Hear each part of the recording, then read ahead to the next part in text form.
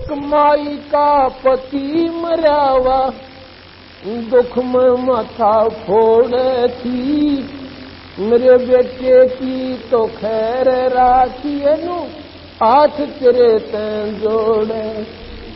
एक माई का पति मरावा दुख में माथा फोड़े थी, मेरे बेटे की तो खैर राखिए नो हाथ तेरे तैं जोड़े।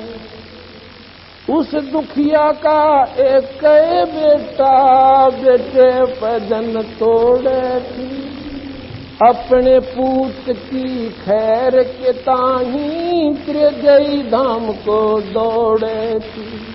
उस दुखिया का एक बेटा बेटे पदन तोड़े, अपने पूत की खैर के ताही त्रिजयी धाम को दौड़े। उसके आगे वो भी खा लिया कति करी न टाल तने, सत्य पुरुष बुला दिया आप जन कुछ ना सोची काल तने। भला मान चाहे बुरा मान एक ओछी चली चाल तने, सत्य पुरुष बुला दिया आप जन कुछ ना सोची काल। एक तरफ तो कंस बनाया कृष्ण भगवान तुही, अपना स्वार्थ सिद्ध करने का ये बना दी चारों खान तुही। एक तरफ तो कंस बनाया कृष्ण भगवान तुही, अपना स्वार्थ सिद्ध करने का बनाई चारों खान। सतगुरु जी की मेर हुई जब हमने तेरी जान हुई, ये ओछी उपासना सारी ये छुट गई बुरे कर्मा से आने हुई। सतगुरु जी की मेर हुई जब हमने तेरी जान हुई, ओछी उपासना सारी छुटगी बुरे कर्मात आण। राम देवानंद धन मेरे सतगुरु उधार दिया रामपाल तन, सतपुरुष बुला दिया कुछ ना सोची काल तने। भला मान चाहे बुरा मान एक ओछी चली चाल तन, सत्य पुरुष बुला दिया आप सत्साही। अब काल को लाना देते हुए इस वाणी के माध्यम से सतगुरु कबीर साहब गरीबदास जी की वाणी के आधार पर ये आपको सुना। इसमें कहा गया है भला मान चाहे बुरा मान या ओछी चाली चाल तना, और सतपुरुष बुला दिया आप जना लिया कुछ ना सोची काल तना। सतपुरुष का किता जिक्र भी नहीं छोड़ा, अपनी ही महिमा वेदों द्वारा, अपनी ही महिमा पुराणों के माध्यम से आप शिव पुराण को पढ़ के देखो। उसमें क्या लिखा है कि शिव से ब्रह्मा विष्णु शंकर इन तीनों की उत्पत्ति हुई। ब्रह्मा विष्णु और शंकर। अब हम शिव किसने समझें? भगवान शिव जी को यानी शंकर जी को।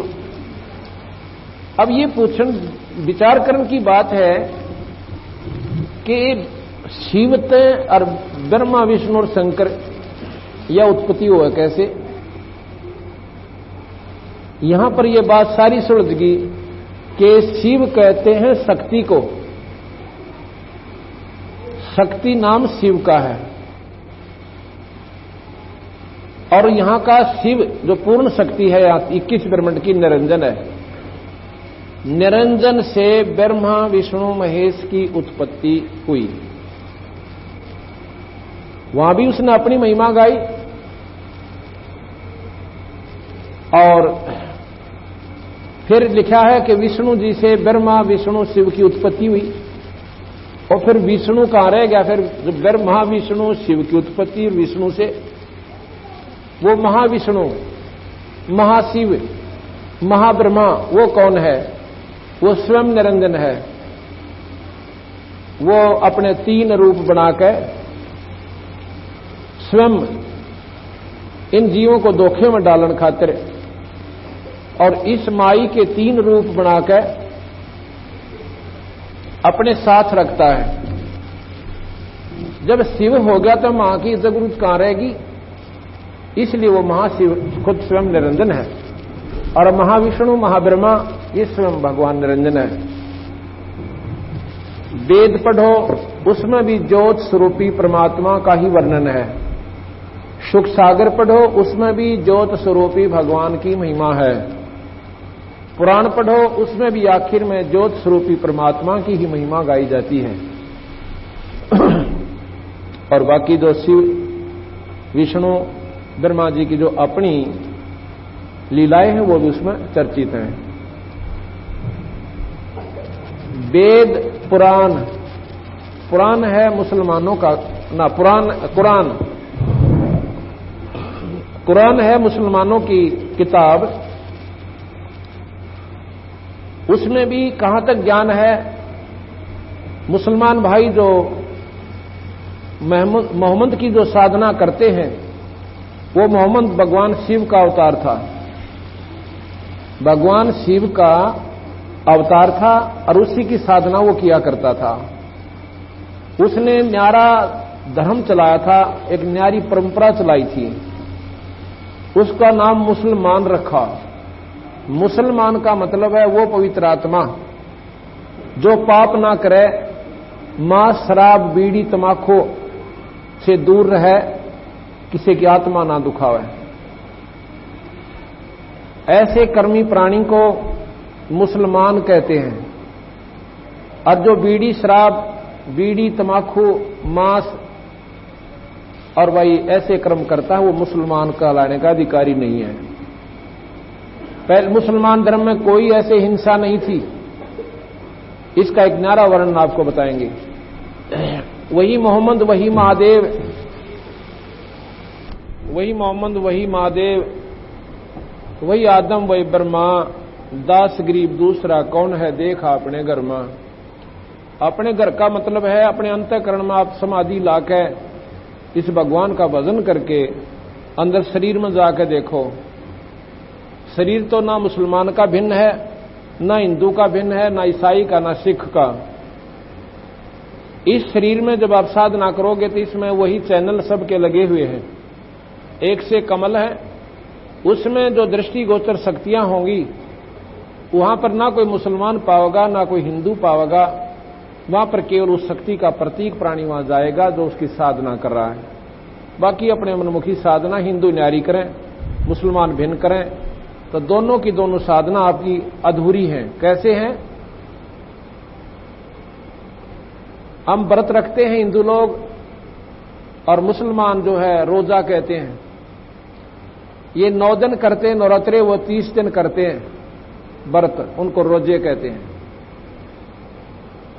तो कबीर साहब ने यही समझाने की कोशिश करी है भी ना तो रोजा तो परमात्मा पावे, और ना 11 आठम छठ सातम सोमवार मंगल का वार के व्रत से परमात्मा की प्राप्ति हुआ है। वो साधना भगवान भजन है। अगर ब्रह्मा विष्णु महेश की साधना आप करते हो तो नाम की साधना कीजिए।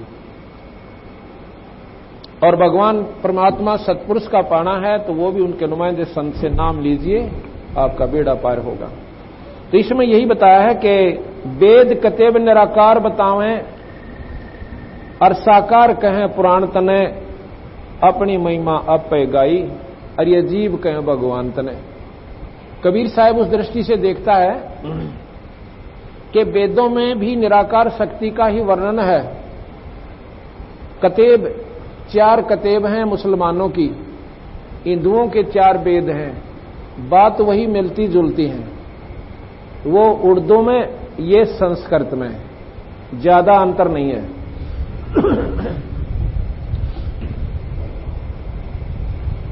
वेद तो बताते हैं वो निराकार शक्ति, और कतेब भी निराकार, और पुराण कहें वो साकार के अंदर है। जैसे शिव रूप में आए, ब्रह्मा रूप में आए, विष्णु के रूप में आए, राम अवतार धरकर वही परमात्मा विष्णु जी आए, और कृष्ण जी के रूप में आए, 9 अवतार बने, 24 अवतार किए, ऐसे ऐसे। तो ये सारी जानकारी, इस निरंजन तक का ज्ञान हमें वेदों, पुराणों में, शास्त्रों में, उपनिषदों में, चाहे योगी बनकर योग साधना से प्राप्त किया, यहीं तक का ज्ञान रहा।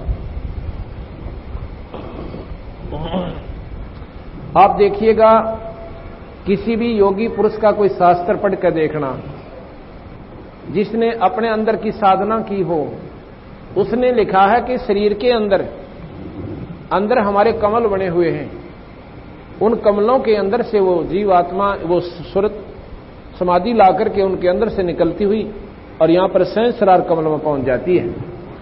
उनकी वो आखिरी उपलब्धि है कि सहस्रार कमल में जो योगी पहुंच गया वो ब्रह्मलीन हो गया। गरीबदास जी महाराज कहते हैं सहस्रार कमल में निरंजन है, 1000 उसकी ज्योतियां हैं, 1000 कमल हैं। अब देखो कितना की है। जिस प्रकार रेडियो के अंदर का जो हिस्सा होता है ना, जहां टांके से लगा रखे होते हैं, इस प्रकार की इसमें एक ऐसे गोल सी फिरकी है, वह ऐसी उभरा हुआ मांस है, और उस मांस के ऊपर ऐसी टिकारी सी लगी हुई बहुत छोटी बारीक बारीक पत्तियां, और वो 1000 हैं। जैसे निशान से है उनकी, जो वो निशान ऐसे टिकारी है, उसका आकार है कमल के पत्ते की तरह, चाहे वो बिल्कुल बारीक सा है। उसका जब अंदर सूरज जाती है तो उसकी ऐसा आभास होता है जैसे कमल के पत्ते होते हैं, और ये भजन सुमन से ऐसे खिल जाते हैं। वो मांस के ऊपर वो चिपी हुई है, अंदर जो मांस है उसके ऊपर जो बनी हुई है, जैसे जीव है ऐसा ही वो अंदर सिस्टम है। ऊपर का हिसाब देखो जैसे कितना प्लेन है, ऐसे वो मांस उभरा हुआ है। उस मांस के ऊपर ऐसे जैसे फिक्स कर रखे, और इस नाम के ओम मंत्र से वो ऐसे खिल जाते हैं, बिल्कुल तन जाते हैं, और अपनी अपनी न्यारी न्यारी स्थिति लेकर के उसमें उसी स्थान पर वो फूल से जाते हैं। उनका फूलना भी थोड़ा सा ही है, और जब वो फूलते हैं तो उनमें से चमक निकलती है, ज्योति निकलती है। 1000 ज्योतियां ऐसे जग जाती हैं, नो रिम जिम हो जाती है। तो योगियों की ये अंतिम उपलब्धि बताई कबीर साहब ने, गरीबदास जी, और वो शास्त्रों में भी यही है। अब महाराज जी कहते हैं यहां से शुरू होती है हमारी चढ़ाई। अब निरंजन से ऊपर चलना, यहां तक तो ठीक है। अब हम योगी नहीं बन सकते, हमारा मंत्र जाप से हम वहां जाएंगे। योगी जाते हैं, समझ लो दरिया पार करना है, और एक ने तैरना सीख रखा है, वो अपना तैर के पार हो जाएगा, और हमने अपने उस कमाई कर रखी, पैसे ले रखे, वो नौका में बैठ कर पार कर जाएंगे। हमने पार होना है, हमारा आसान तरीका है ये राम नाम की कमाई करके हम उस दरिया को भवसागर में पार कर सकते हैं। कहां तक कर सकते हैं? आगे योगी नहीं जा सकते, तो तैरने वाला आगे काम नहीं कर सकता। वहां से फिर महाराज जी कहते हैं हमारा एक और मंत्र है, वो आपको जहाज रूप में बैठाएगा और आगे उठा करके अपने स्थान पर ले जाएगा। आगे वो तैरने वाले काम नहीं करें मरुस्थल में, तो योगी आगे नहीं जाते। वो कहते हैं बस हमारा अंतिम किनारा आ चुका है। इसलिए सतगुरु महाराज कहते हैं कि एक नाम हम बतावें, इसका जाप कीजिए, आपको सतलोक ले छोड़ूंगा। तपतशिला पे भून के खावे, जीव किए गणे काल तने। अब ये आगे वाला जो नया पैरा है, इसमें बहुत गजब की बात लिखी है बंदी छोड़ने, और ये समझन की बात है। ऋषि मुनि सब करें तपस्या, हे भगवान हमें मोक्ष दिए। तपस्या करते हैं और मोक्ष का इंतजार करते हैं। तप करवा कर राज दे दिया, 184 में ठोक दिए। तप से राज मद मानम, जन्म तीसरे शुक्र सवानम। तप से इंद्र का राज भी मिल जाता है, इंद्र फिर गधे की जुनी में जाता है। तप से पृथ्वी मंडल का राज भी मिलता है, यही राजा फिर नरक को चला जाता है। ये उस तपस्या करने का फल मिला। और हम देख लें कि गांव के गोरे और कोई तपस्या कर रहा हो, सारा का सारा गांव और उसके चौगर्दे का घूमने लाग जा महात्मा के, तो कमाल है। और बंदी छोड़ गरीबदास कबीर साहब कहते हैं उधर डले डो है। आपकी दृष्टि से ये महात्मा होगा, पर इसका अंतिम जो फल होगा वो 0 होगा। 4 सिद्धियां आ जाएंगी और इन सदियों के बल पर आपको बेवकूफ बना जाएगा, आप भी नरक में और गिल्ला तुम्हारे को शास्त्रों में ले जाओगा। और जो आजकल के तपस्वी कैसे हो गए, लोग दिखावा ड्रामा, कैसे गांव के गोरे बैठेंगे। भाई महात्मा जो है 41 दिन तप करेगा, 41 दिन या 40 दिन जैसा भी उसने फिक्स कर लिया। कैसे तप करते हैं? 5 धूणे लगाते हैं वो चारों तरफ। एक गांव में एक तपस्वी तपस्या कर रहा था, मैंने अपने सेवक द्वारा उसकी फिल्म बनवाई कि भी पता तो चल रहा है ये तपस्या का साधन कैसे किया है इन्होंने। उसमें क्या दिखा रखा है देखने को मिला। वो तपस्वी 5 धूणे लगवाता है अलग अलग, इतनी इतनी दूरी पर, और उपलों के गोशों के। और फिर वो जब गोशों का धुआं बंद हो जाता है उपलों का, ऐसे वो धंधकने लग जाते हैं, तब वो उनके बीच में बैठता है। उससे पहले और क्या प्रक्रिया करता है? उसके सिर पर इतनी बड़ी जटा है बालों की, एक बाल्टी, बड़ी बाल्टी में इन उपलों की सभा राख, उसको पानी में इतना घोल लेता है जैसे गारा बना लियो, उसको सारे शरीर पर लेपता है, नुनारा लेप रहा दिख है उसको, बिल्कुल ऐसे लेत डालिया जैसे पहले हमारी माता बहनें खेत में काम करने जाती थी ना, तो कढ़ौनी के नीचे वो दूध का पात्र जो मटका होता था उसके नीचे राख की ऐसे ले ला दिया करते थे। वो थोड़ी फालतू ला जाया करते कि आज शाम नवारी आवांगे, इतने वो क्या करती है वो राख, गीली राख, उस आंच को धीरे धीरे धीरे धीरे अंदर प्रवेश करने देती है, एकदम नहीं जाने देती। इस प्रकार उसने वो सारे का मुंह पर, काना पर रीत सा बन गया सारे शरीर पर, और फिर वो जटा खोल कर उस बाल्टी में दे दी, नो की नो सर करके, और फिर उसको नो करके कति गच बनाकर नो बांध करे नो धर ली ऊपर, वह ऐसे रख ली। और फिर वो दोने के बीच में पहुंचा, इतने बार आग धंधक के यानी पूरी सुलग के और धीमी पड़ गई। अब क्या होता है कि जिस पर वो जो उपले गोसे होते हैं ना, ये राख ऐसी होती है ऊपर से एकदम फैड हो जाती है, राख बननी शुरू हो जाती है, और वो राख उस आंच ने दाबना शुरू कर देती है। आंच नहीं आने देती बाहर, वही राख उनके बाहरले हिस्से की उपलों की जो राख है उनको आगे से इतना दबा दे है कि उन उपलों की आंच बाहर नहीं आती, बहुत कम। आप करके देखो इसको। अच्छा, फिर वो बैठ गया जी भगत जी उसके बेचारे, और जब वो चला ना, और वो बड़ी बड़ी दुनिया बाण बेटी गांव की इकट्ठी हो रही, और सुल्फा पाड़ मेरे बैठे तो गुरदा उसका है, वो लागे उसकी जय बोलन, और वो बैठ गया बेचारा। और लड़कियां बेचारी बड़ी बाड़ी उसके परिक्रमा करती हैं, उसके गीत गावे महात्मा नूर जोगी नो फलाना नो। अब वो क्या करता है कि वो आध घंटे तक और 3 घंटे बैठता, वो आध घंटे तक तो वह राख जो पहले गीली करके लीप रखी थी वह आंच ने ना जान दे। आध घंटे के बाद वो क्या करता है, ये ऊपर के बाल खोल लिए, वो नो का नो पूछड़ सा, और पाछे ने डाल लिया। जोन से भी हिस्से में मान ले इस साइड में गर्मी लगी तो उस सिर ने ऐसे घुमा दे पूछड़ से, ने यहां वो सारे बाल और गारा नो ठोक लिया, और जितने हिस्से में वह लाग गए वह गारा फिर गीली हो जाए, वह पहले राख लपेट रखी, कुछ इसमें पानी गिस कर रखा। आध घंटे हुआ फिर आंच नहीं लागन दे इस साइड में, और जब इस साइड में लाग गए फिर नो घुमा दे, और भाई पाछे नो तो वह पाछे ने घेरे रहा था उसने सारी ने, मुंह का लागे जब आगे नो कर ले।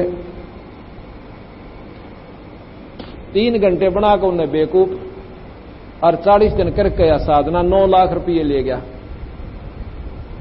और वह कह दिया गांव ने बोले थारी वो लड़कियों का स्कूल बनवाएंगे। स्कूल में 70,000 रुपये दे दिए, 80,000 रुपये की सुल्फा खींच गए। वो उसके साथी जो उन्हें डंडोरा पीटा करते, उसकी मुँह मौका अंडा करते और गाड़ी ले लेकर चंदा मांग मांग लिया करते। और एक उसने सुमो गाड़ी ले ली, गांव कुएं में पड़ो, जयबंदी छोड़ की। ये साधक, ये साधना, और ये बॉडी बूच उनके पीछे लाग रहे। ये हमने भी बेरा पटा ना, हम भी बेचारा खड़े पाओ, क्यों श्रद्धा भगवान में थी। ये हमने तो ये ज्ञान हो गया बंदी छोड़कर ना, मैं सब तागा पाऊं उड़ा, क्यों परमात्मा में श्रद्धा पहले से पुरानी खूब थी। तो इसलिए सतगुरु के ज्ञान ने इस अंधेरा हटा दिया। अब हमने तो वक्ति बालकों का खेल लागे से, अब बच्चों का खेल ये लोग कर रहे हैं। ये तो हुआ इन अनाड़ी साधकों का। अब आपको उन साधकों का जिक्र करते जिन अरबों वर्ष तप किया और कति मरना मांड दिया उस मालिक के नाम में, तो भी उनकी गति नहीं हुई। उसके बारे में भी बताते हैं।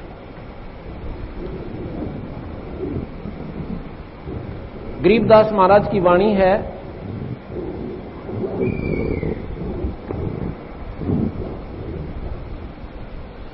विलास बोध। उसमें आपको फिर सुनने को मिलेगा। अब उन तपस्वियों का गरीबदास महाराज वर्णन देते हैं। एक मन मुरारी तपस्वी को तप किया था। मन मुरारी नाम के तपस्वी ने एक बार तप किया था। 10,000 वर्ष शिला पर बैठ के, एक पत्थर के ऊपर बैठ के, लोग दिखावा नहीं, एकांत में चला गया और कुछ खाया ना पिया, यानी अपना खाना खा और फिर बैठ जाए।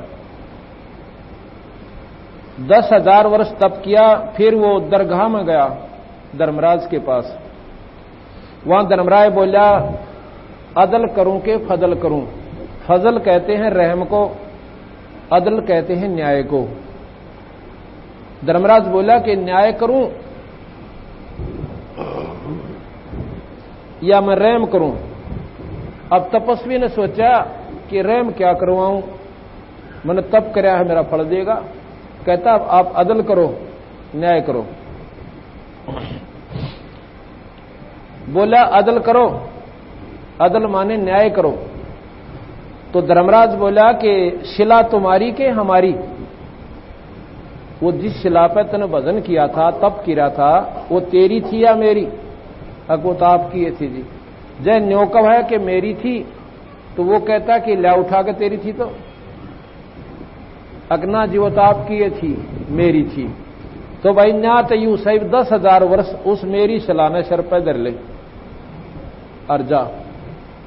फिर कहता है रहम करो, अकना रहम करो तो मैं अपने सिर पर धरूं, ऐसी गलती मैं ना करूं। फिर उसको सर्प बना के उस तपस्वी को उस शिला के नीचे 10,000 वर्ष काटने पड़े। ना तुम्हारी तो 10,000 वर्ष शिला धरले सिर ऊपर। फिर मन मुरारी ने कहा फजल करो। धर्मराज बोला भाई लेखे सिर लेखा भाई, मैं धर्म का राज करूं हूं और तेरे सिर तो उतारूं, तो मेरे सिर पर धरिए। एक धर्मराय निरंजन ने अपना या न्यायाधीश छोड़ रखा, फिर मारी लेखा जोखा करनिया। अदल करके फजल करूंगा, तने पहला तो न्याय करूंगा और फिर तने बाद में अर्जी देना मेरे को, फिर तेरी फजल की सोचूंगा। फिर फजल के रह गया जब वो गधा बन दिया। जब मन मुरारी तपस्वी ने कहा 1000 बार तोबा, तपस्वी तो अनंत कोट हो गए। गरीबदास जी कहते हैं एक काना करण तपस्वी था, काना करण, उसने 22 लाख वर्ष तप किया था। तब उसके मन में मोद आई कि मेरे जैसा तप भाई किसी ने नहीं किया। जब धर्मराय ने उसके पास से विमान भेजा, चलो तुम याद किए हो, तो रास्ते में कहा कि यहां पर एक पर्वत पर शिला है, इसकी परिक्रमा देख लो।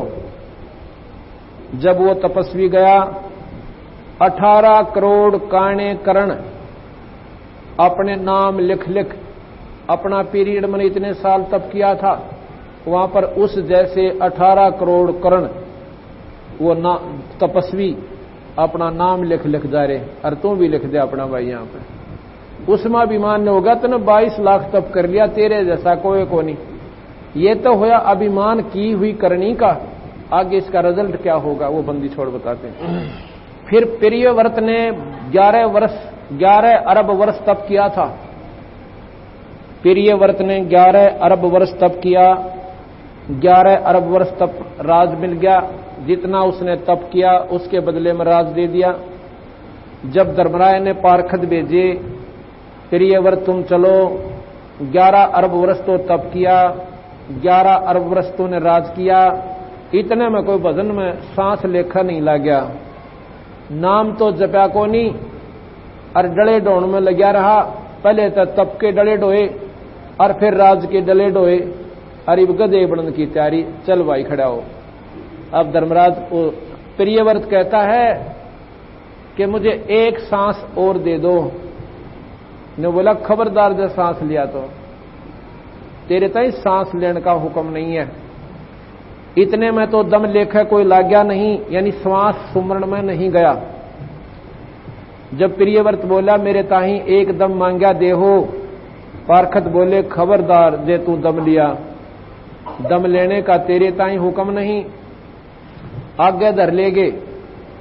जब चित्रगुप्त ने लेखा लिया, भाई पहले तो तप किया और पीछे राज किया, कहो कुछ लाए के खाली आए। तब प्रियव्रत बोला जी महाराज जी मैं तो खाली आया। अब वहां बेरा पाटा उसने तन तो काम का डले डोए थे और पहला अंडी पाके और दुनिया रह जाएंगे और छोटी मोटी सिद्धि किसी का काम भी सार दिया होगा, वो भी उसकी कमाई खत्म हुई। और हम रास्ता क्या बताते हैं कि तुम खुद साहूकार बनो, एक नाम देंगे आप भी भजन कर सकते हो, कोई बड़ी बात नहीं। गरीबदास महाराज जमींदार थे और हड़बाया करते, परमात्मा पाया और आगे डंडोरा पीट गए कि इस तरह तुम कर लो तुम्हारा बेड़ा पार होगा, तुम्हारी इतनी कमाई हो जाएगी किसी ऋषि के पास मांगण जान की आवश्यकता नहीं पड़ेगी। आपने आगे के बनया, अगजी में तो खाली आया।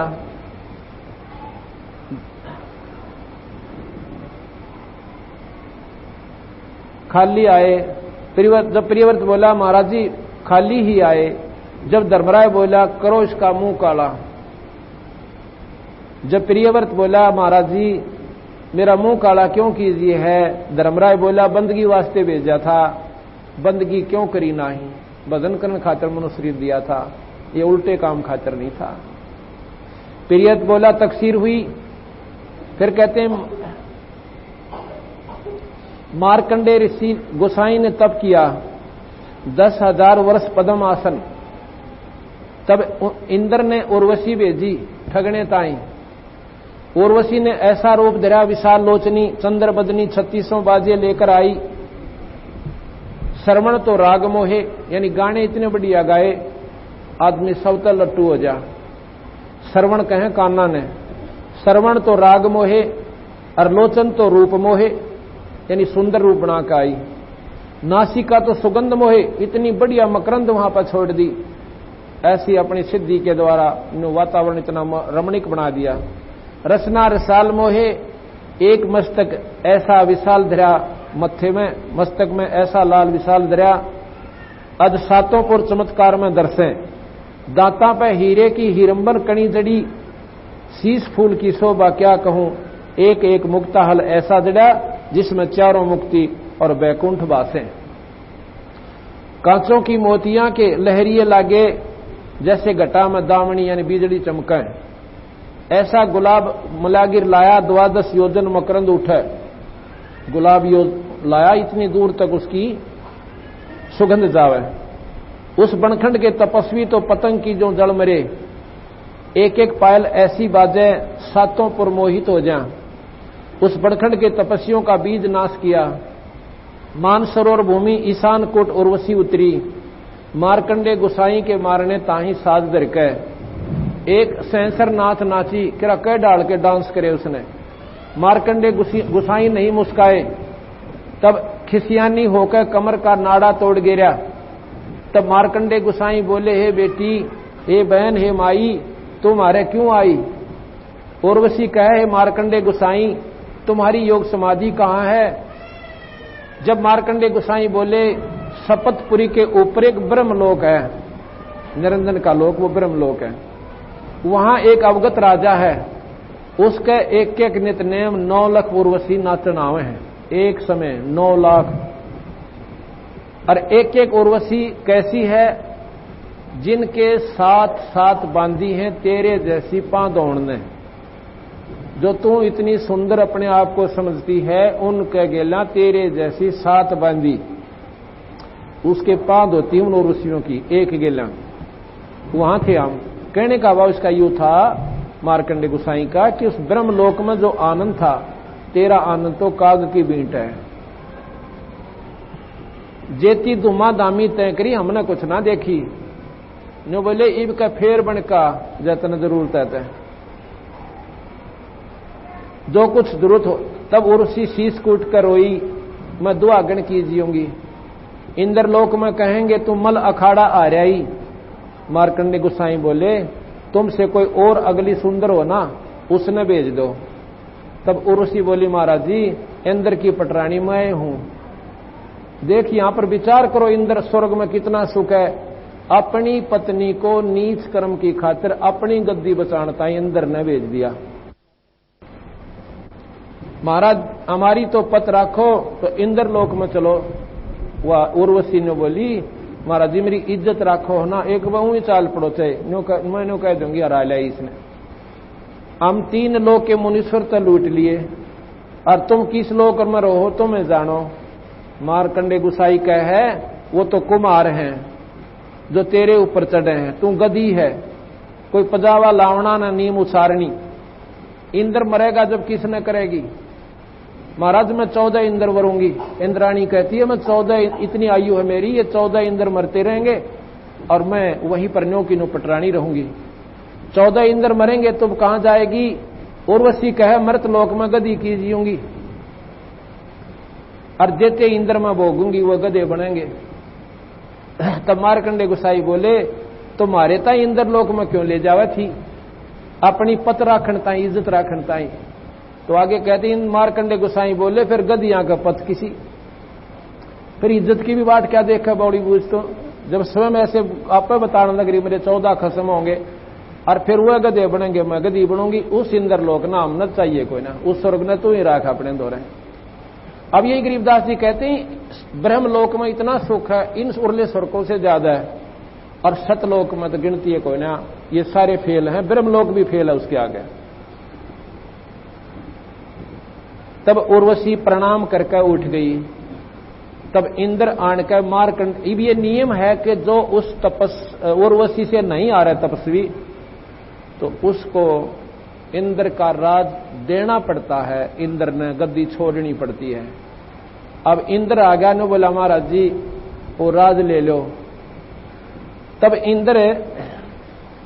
इंद्र आन कर मार्कंडे गोसाई के चरणों पड़े, चलो बंद निवाज इंद्रपुरी लीजिए। मार्कंडे गोसाई बोले रे इंद्र तू के कहे। अरे रे इंद्र हमारे इंद्रपुरी किस काम की, हम तो नी कामी है, नी इच्छा है, निर्गंध है, निर्वासिक है। एक समय हम ब्रह्मलोक में जावा थे, वहां पर भाई देखे तो 87 लील इंद्र बैठे हैं। तेरे जैसे राजा उस ब्रह्मलोक में नील 87 लील, जैसे शंख नील ऐसे होते ना, ऐसे करोड़ पद्म लील ऐसे, देखो तेरे कैसे 87 इंद्र उस ब्रह्मलोक में बैठे थे। तब उन्होंने हमारे चरण लिए, तेरी गद्दी ने के चाटू, तेरे जैसे तो मुझे नमस्कार करते हैं वहां पे। ये ब्रह्मश्रेय की बातें हैं। ब्रह्मश्रा कैसा है, अज असंख्य असंख्य कोष में शैल है, सो तुम्हारी इंद्रपुरी काग की बीट है। यो पटतरा देकर मार्कंडे गोसाई ने इंद्र समझाया, और जय जाने तो इंद्र पदवी का संकल्प लो और लख 84 की खाल तो छुटवाऊं तेरे ताई। मार्कंडे ने बोला भाई तो इस इंद्रपुरी ने छोड़ दे आज तक और दे दे किसे ताई, और तेरे को ब्रह्मलोक में ले चलता हूं। अब वही बात से भाई यहां थोड़ा सा सुख हो जाओ, कतई नहीं छूटे। कोई सल्फाई पीवे है तो उसने आनंद मान रहा है, दारू पीता है वो लत छूटे ना। नाम लेना चावस आदमी पर वो शाम ने साथी याद आ जाओ बोतल लाड़े, ओ ना छूटे। इस पे गधा बनना मंजूर पर वह बुराई ना छूटे। और इंद्र राज ने छोड़ा क्यों कर के बोला।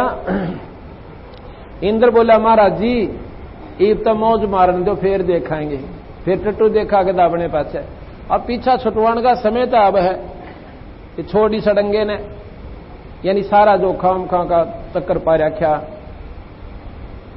इब सुख ने अगर विवरण करे तो फिर इसका भाव ही बदल जाता है इंसान का, जब थोड़ी सी समझ से काम ले लेता है।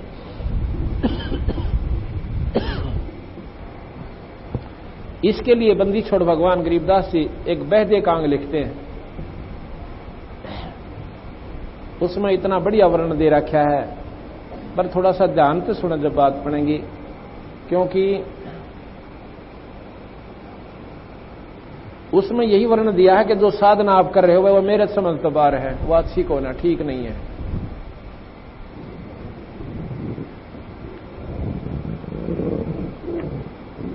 कैसे है?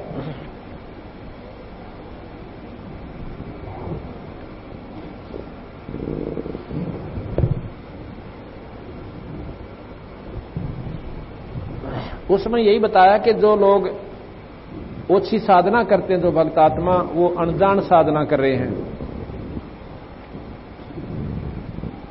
वो पार नहीं हो सकते। किस प्रकार?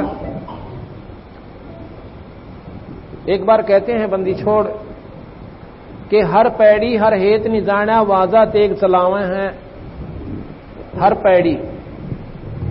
पैड़ी हर हेत नि जाना वाजा तेग चलावे हैं। एक समय की बात है, एक कुंभ का मेला हो गया। आज से लगभग 325 वर्ष पहले की बात है।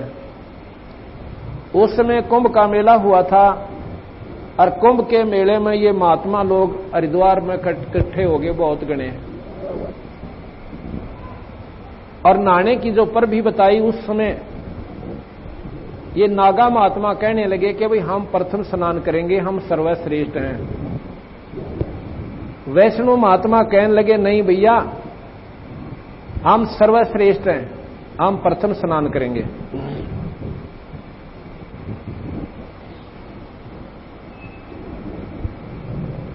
तो वो नागा कहने लगे नहीं, हम प्रथम स्नान करेंगे और हम सर्वश्रेष्ठ हैं। इन बातों पर उनकी आपस में कवा सुनी होगी।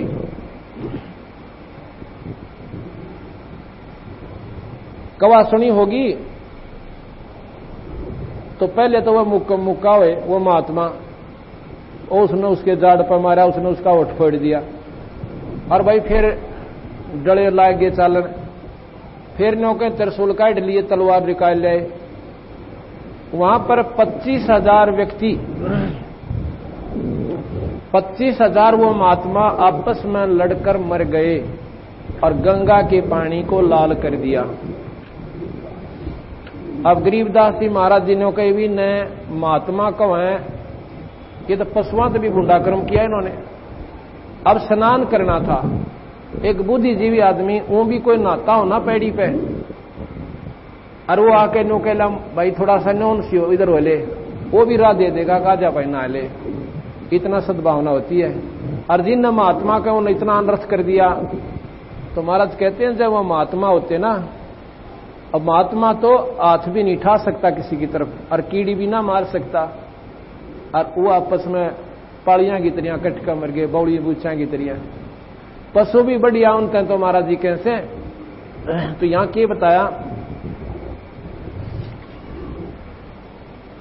तीर तुपक तलवार कटारी जमदड़ जोर बदावे हैं।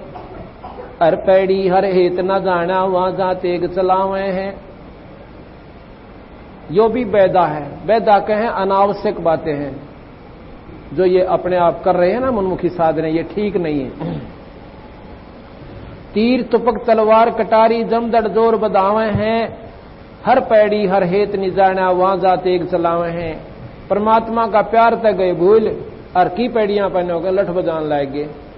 कहां भाव रहा तुम्हारे अंदर भगवान का? काटे शीश नहीं दल करुणा, और वह जग में साध कमावे है। शर काटे दया नहीं, और उन दुनिया साधु के अधिकारी को ना भाई होता है। ये तो बड़ा बेवकूफ बना रहे हैं। काटे शीस नहीं दिल कुरना जग में साध कहाँ में है, और जो नर उनके दर्शन जावे उन नवी नरक ले जावे हैं।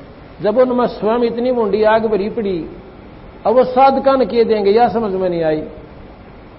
जब स्वयं आचरण इतना गंदा उन लोगों का, तो बेचारे वो भोली भाली आत्मा उनने ग्यारती तारेंदा, ना कुछ लेना ना देना।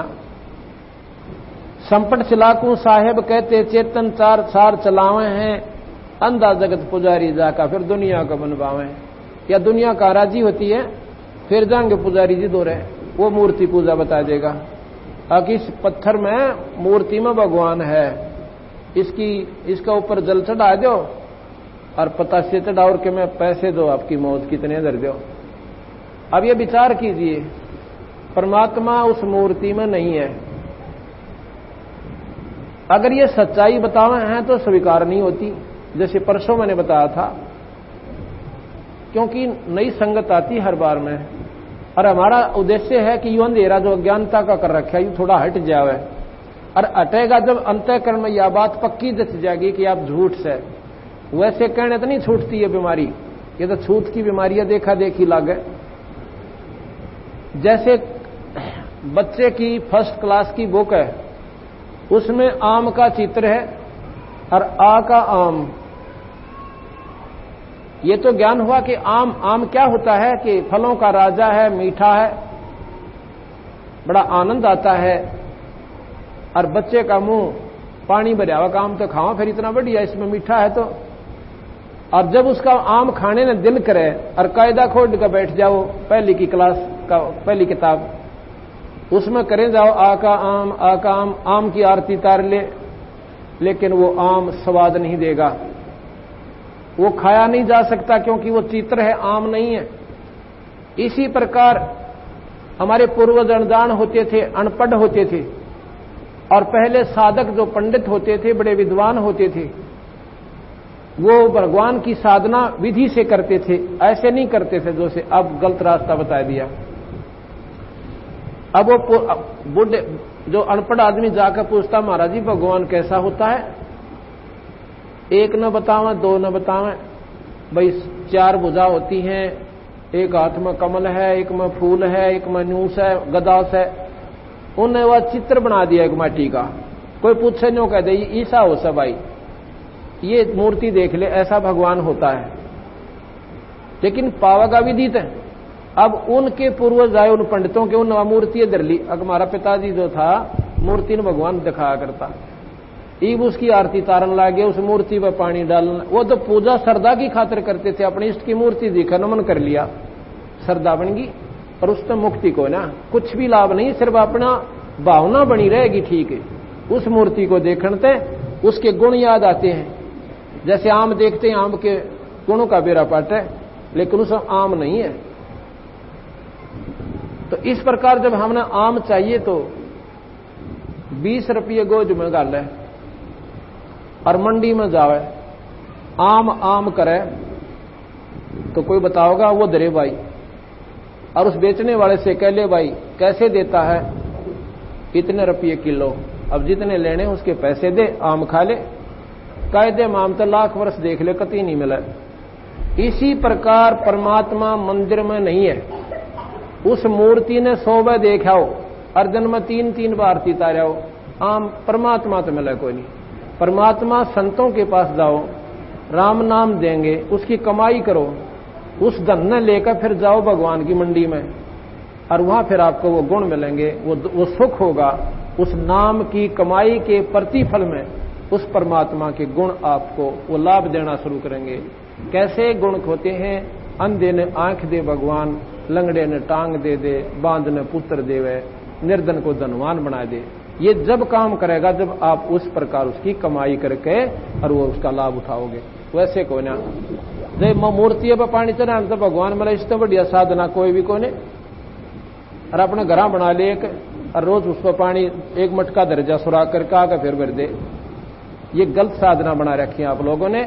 आपने साधना विधि से करनी पड़ेगी, और जब आपका छुटकारा होगा। इस प्रकार आपने तपस्वियों का तो सुन लिया कि तपस्या कैसे होती है और इसका कैसे लाभ इस प्राणी को होता है। आगे फिर बताया, इसमें लिखा है कि तप करवा के राज दे दिया 84 में ठोक दिए। एक गलत धारणा, गलत साधना इस काल निरंजन ने, ज्योत निरंजन ने और हमारे ऊपर डाल रखी है। हम पहले तो गलत साधना करवाता है और तप करवा के राज दे देता है, और राज के प्रतिफल में फिर यो गधा बना दे से। कबीर साहब कहते हैं, कबीर हरि के नाम बिना, के नाम बिना, कबीर हरि के नाम बिना ये राजा रसब हो। राजा रसब कहते हैं खच्चर को, जो ज्यादा वजन धरे। राजा रसब हो, कौन सा राजा? जो भगवान से विमुख है। अगर राजा होकर अमरीश की तरिया, राजा होकर और राजा जनक की तरिया अगर कोई भक्ति करे तो वो राजा भी पार हो सकता है, कोई बड़ी बात नहीं होती है। राजा और ज्यादा लाभ उठा सकता है, वो धर्म ज्यादा कर सकता है, साधना ज्यादा कर सकता है, क्योंकि परमात्मा पास रख के राज को विधिवत चलावे, किसी की आत्मा ना दुखावे, परमात्मा प्रसन्न होकर उसके राज की रक्षा करे। लेकिन जो विमुख है परमात्मा से, वो राजा कहते हैं गधा बने, और वो बड़े डाल का। कबीर हरि के नाम बिना ये राजा रसब हो, और माटी लगे कुमार का फिर नारना नीरे को। कबीर हरि के नाम बिना ये नार कूतिया हो, उस ईश्वर के सुमरण बिना ये झूठी साधना करने से यह नारी कहते हैं कूतिया की जोनी में जाएगी, और गली गली भौंकत फिर टोक न डाले को। कबीर गरीबदास महाराज कहते हैं, वह बीबी पड़दे रहे थी, अरे डोडी लगे थी बार, इब गात उकाड़े फिरती हैं वो बन कुतिया बाजार। राजा की रानियां जो कि पर्दा में रहा करती थी, एडी से लेकर चोटी तक, एक परमात्मा के नाम बिना, ईश्वर के भजन बिना, वो अनजान आत्मा, उन्होंने सोच रखा था या मौज तुम्हारी सदा बनी रहेगी, तुमने मौज मारोगी आगे भी रानी बन जाओगी। इस आसान रानी बनना नहीं होता, ना जाने कितने पुण्य कर्म उसके इकट्ठे थे, जब जाके इतनी अच्छी स्थान उसको प्राप्त हुआ, और आज वो रानी कहलाती है। कितनी सुविधा हुई उसको, 3-3 4-4 दासियां बांधिया नौकरानी उसके साथ रहती थी, काजू के हलवे खाया करती थी, उन जूठे छोड़ देती थी, वो बांधी खाती थी, और दिन में 3-3 बार श्रृंगार करती थी, 6-6 सूट बदला करती थी। और उस मूर्ख ने सोच रखा था या मौज ने बनी रहेगी। ऐसा क्यों सोचा उस बेचारी ने? क्योंकि सत्संग नहीं मिला, सत्संग वहां तक नहीं पहुंच पाया, क्योंकि वह डोडी लादी काल में कि तू रानी बन गई है, और हमारी रानी को कोई देख भी ना ले, इतनी ऊंची टांग दी। और फिर वो खो का उस अनमोल मानुष जन्म में वह कुतिया बन के बुगाड़ी आंडे, ये पैर ले जुगले कितने पैरेगी। तो ये बातें आज बेशक खाटी लगे, पर ये मीठी होंगी आपको जो इन बातों को अमल कर जाओगा। कबीर हरि के बीबी पड़दे रहे थी, और वो डोडी लगे थी बार, इब गात उगाड़े फिरती हैं वो बनी कुतिया बाजार। है इब कुतिया का जीवन बताते हैं आगे कि वो पर्दे की सुंदरी, अरसणों संदेशा मोर, इब गात उगाड़े फिरती हैं वो करें सरा में सोर। धर्मशाला में वह कुतिया बनकर रानी नग्न शरीर घूमती है, पेट भी पूरा नहीं होता, और गर्मी सर्दी और डंडे न्यारे। पहले अतिथि लोग धर्मशाला में आते थे, और वहां पर अपनी रोटी साथ ले आया करते थे, और रात को रुक जाते, पहला चूरमा ले जा कर दे, 2-2 3-3 का इकट्ठा बांध गई इतना, और रोटी भी इकट्ठी बंधवा लेते थे।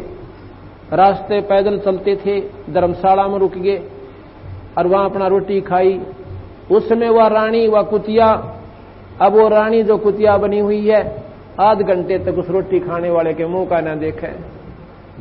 इतने टूक की खातिर आध घंटा उसके मुंह की कहानी उसकी देख रही, अरसल फिर मुंह की, कदे न्यू करे से कदे न्यू करे है, जहां युग डाल दे, और मेरे के साथ निर्भाग भूल जा। वह बेचारी हाथ दाड़ के फिर दूसरे की उम्मीद करती है, और डाल दिया था रेत में लपेट के, न्यू पका दिया जाता है टूक। और वह रानी जो काजू के हलवे खाती थी, आज रेत लपेटा हुआ वो टूक खाती है, और उसमें भी पेट नहीं भरता, फिर दूसरे न ढूंढती है। वहां उसके भाग उसने टूक मिले का जूत मिले। उसके बाद महाराज कहते हैं कि नक बेसर नक पर बनी वो पैर थी हार हमेल, और भाई सुंदरी से कुतिया बनी सुन साहिब के खेल। एक छोटे से काम बिना आप काम भी करते रहो और परमात्मा ना भूलो, आपको मनुष्य शरीर मिले और फिर भक्ति मिले, अच्छी जगह आपका जन्म हो। आगे इस काल में के गरगाले 5 तत्व की कैद बना के और इसके अंदर रोक दिए। या कैद है हमारी ये 5 तत्व का पुतला, कितना बढ़िया लागे। इसकी व्याख्या करें ना यूं क्या चीज है, तो इतनी घटिया वस्तु ये शरीर है हमारा, इससे घटिया कोई चीज नहीं पृथ्वी पर। लेकिन ये बढ़िया क्यों है, इससे हम परमात्मा पा सकते हैं, इसलिए इस तो बढ़िया कोई वस्तु भी नहीं बताई। अगर राम का नाम नहीं लिया तो फिर इस जैसी घटिया चीज नहीं। तो क्यों है, कहते हैं पशु के चाम की जूती बन जा और नौबत और नगारा, और नर देही कछु काम ना हो जड़ बज हो जा छारा। इससे तो कितने जोगी भी कोई ना, पशु के चाम की जूती बन जाए फिर वो सेवा मिले। भाई महात्मा भी पैर उस चाम को, मरने के बाद चाम आपसे मारकर जो बनाई जाती है जूती वो हानिकारक है, वो पाप है। स्वयं मर जाते थे पशु, उनकी जूती बनती थी, उस चाम को संत पहनते और संतों की रक्षा करते उसके चाम की जूती, तो उस पशु को भी लाभ मिलता। और इस न मरे पाछा कोई सेवा कोई ना, इसकी 2 मुट्ठी राख हो जाएगी और गधे लोटा करेंगे इसके ऊपर, ते राष्ट्रपति हो यहाँ पे। इस राम भगवान के भजन बिना जीव का कति छुटकारा नहीं है। इस काल में क्या किया है कि 5 तत्व की कैद बना के इसके अंदर रोक दिए और मोह ममता की बेड़ी लाकर जड़ कर्म जगड़े में तोक दिए। ये मोह ममता की बेड़ी लाके देखो, आज हमने बेटा बेटी बाण भाई कितने प्यारे लगे, और घर जायदाद एक पल भी इनसे दूर नहीं हो सकते, और कल को मर जावे कितनी दूर चले जावांगे, स्वप्न भी ना हो इनके कि तो गधे बनकर घूमते फिरांगे। तो ये भी एक हमारे साथ धोखा किया इसने। फिर आगे बता के कर्म गले जड़ कर्म गले में तोक दिए। अब यहां पर सभी कहते हैं कर्म प्रधान है, वेदों में भी कर्म को ही महत्व दिया है, पुराणों में भी सभी यही बताया कि जैसे कर्म प्राणी न करते हैं वो भोग्य सरेगा। अब कर्म बाकी रह गए, इन कर्मों के आधार पर हमें स्वर्ग नरक और पशु, स्वर्ग नरक और लक्ष 84 और मनुष्य शरीर ऐसे मिलता रहता है। ये कर्म और निरंजन न्यारे हमारे ऊपर छोड़ दिए, हमारे अपने स्वार्थवश बच्चे पैदा करवाता है और समय में हमारे बच्चा ने आप और हमें भी खा जाता है। ये विचार करने की बात है। ऐसे ऐसे परिवार हमें मिलते हैं जिनके 4 लड़के थे। एक पंडित जी मिला मुझे यूपी का, वहां मैं सत्संग कर रहा था एक गांव में, वो सुनता रहा, दिन में सत्संग था, सभी संगत जाली। जब वो बैठ कर, बूढ़ा आदमी था, लगभग 65 साल की आयु होगी, और उसकी आंखों में अपने आप आंसू धारा बंद गई, रोए भी नहीं, मतलब यूं नहीं, बस आंसू अपने आप गिरे। मैंने पूछा बुजुर्गों की बात होगी, नो बोला जी न्यो की न्यो बात से, जो आप मैंने यही प्रकरण दे रखा था काल का उस दिन। नो बोला जी कति न्यो की न्यो बात से, मेरे 4 लड़के थे, लड़के हुए जब मैं फूला नहीं समाया। क्यों, आज से 40 साल पहले लड़का हो जाना जब 23 होया करता, कति लड़के की ताज भी मैं तो हम ज्यादा है देश है, पर अज्ञानता के कारण लड़का और लड़की कोई भिन्न नहीं है। ये तो अपनी बनाई हुई अपनी कल्पना से हमारी समाज को देखा देखी। तो वहां पर क्या हुआ, ने बोला जी मेरे 4 लड़के थे और 1 लड़की, चारों लड़के 2 साल के अंदर खत्म हो गए। 6 माही पूरी नहीं होने दे दूसरे की, इतना मर ले। कोई एक्सीडेंट में किसी ने सांप लड़ गया और कोई सुसाइड कर गया। 4 साल में मेरे या लड़की का एक 2 ताले रहा छोटा सा, जे 2-1 साल का, न्यू बोला 2 भजन तोड़ू सो। अब बताओ, अब इस कारण के जुल्म कर रखा, पहला तो फूला नहीं समाया कि मेरा ब्याह हो गया, मेरे बालक हो गए, और वो सारे फिर उल्टे ले लिए। अब बता क्यों कर टाइम पास करे ये प्राणी। तो गरीबदास महाराज कहते हैं धोखा काल में थारी गल खूब कर रखा भाई। मेरी शरण में आके देखो बंदी छोड़, कहते हैं सतपुरुष, कि तुम्हें या तो सुख दो, आपकी रक्षा करो, आपके बच्चों की रक्षा करो, आपके दुख दूर करो, और फिर सतलोक ले जाओ। ये साहेब का नाम लेने के बाद काल निष्क्रिय हो जाता है। जैसे फणपति मंत्र सुन राखे फण सकोर, ऐसे बीरा काल मेरे मंत्र तयू काल लवे मुंह मोड़े। जैसे नाग ऐसे डोरा ठा रखा हो फन, और गारडू एक मंत्र बोल देता है, उस मंत्र का ऐसा प्रभाव उस पर पड़ता है कि उस फण को वैसे कर लेता है, वो डस नहीं सकता। जैसे फणपति मंत्र सुन राखे फण सकोर, ऐसे बीरा मेरे नाम तय यू काल लवा मुंह मोड़े। कबीर साहब कहते हैं मेरे नाम से काल डरता, ना ब्रह्मा तो डरायू, ना विष्णु तो डरता, ना शिव जी तो डरता। और भाई और तपस्वियों का तो जिक्र है कोई नहीं, क्योंकि वो सारे इनके नीचे नीचे साधक है। सिर्फ ये मेरे से डरता बंदी छोड़ कहते हैं, और ना थापता है किसी ने। क्योंकि जैसे थानेदार एसपी तो अचकेगा और नीचे वाले हौलदार तक क्यों डरे वो। और एसपी जागा जब देखा उसकी प्रक्रिया, उसके दफ्तर में कुर्सी छोड़े, आदर के साथ साहिब को बैठावे, हाथ जोड़ कर खड़ा हो जावे। तो बंदी छोड़ कबीर साहब जब धर्मराज के दरबार में जाते हैं,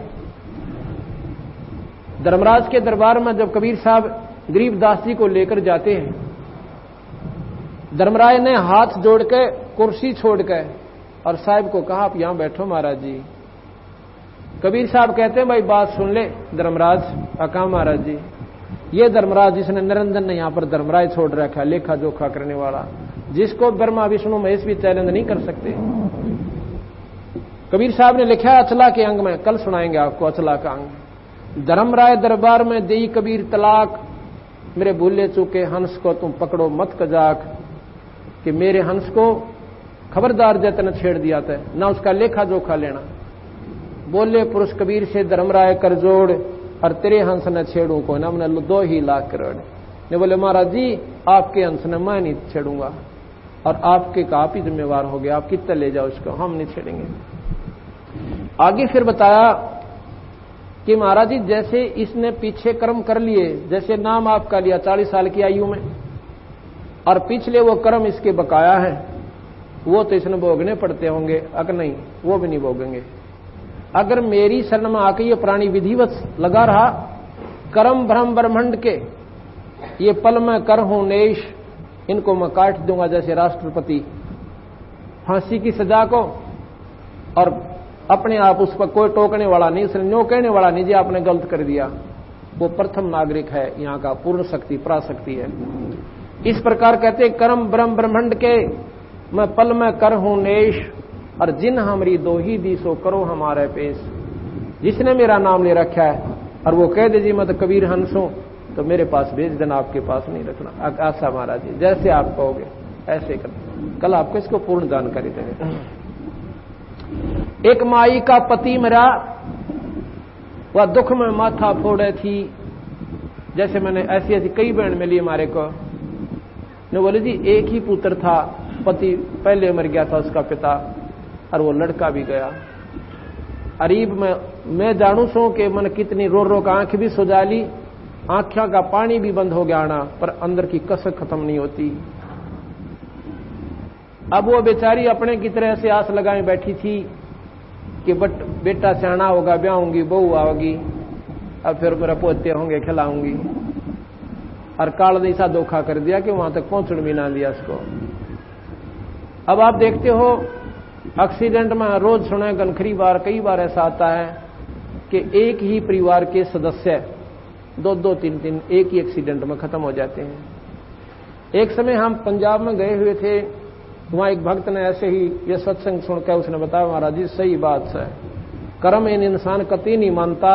हमने अपने रिश्तेदार को कहा था कि कल एतवार है दूसरा, हम सत्संग करने जाते थे, कि आप रात आज डट जाओ, शनिवार का दिन था, कल महाराज जी आओगे आप सत्संग सुनना, और 12 बजे समापन हो जाता है दिन में, 2 घंटे करेंगे। आपने बोला चंडीगढ़ जाना, मैं रुक नहीं सकता। क्यों? क्योंकि एतवार को 1 बजे 2 बजे जैसा भी समय बताया कि मेरे ऐसी पार्टी आओगी, मैंने लाखों का नुकसान हो जाएगा, ना गया तो वो बोला टेलीफोन कर देंगे उनको, इंतजार कर लेंगे, 2 घंटे की बात होगी। अगर नहीं ऐसी आपको नहीं मालूम ना, आपने हमारे मार्ग का क्या मालूम है, ये बिजनेस का मामला होता है ना। मान्या जी एक बूढ़ा मर गया था वहां पर, उसकी मुंह कान आए हुए थे, जैसे कहते हैं ना, उसके पीछे आए हुए थे। 5 सदस्य थे,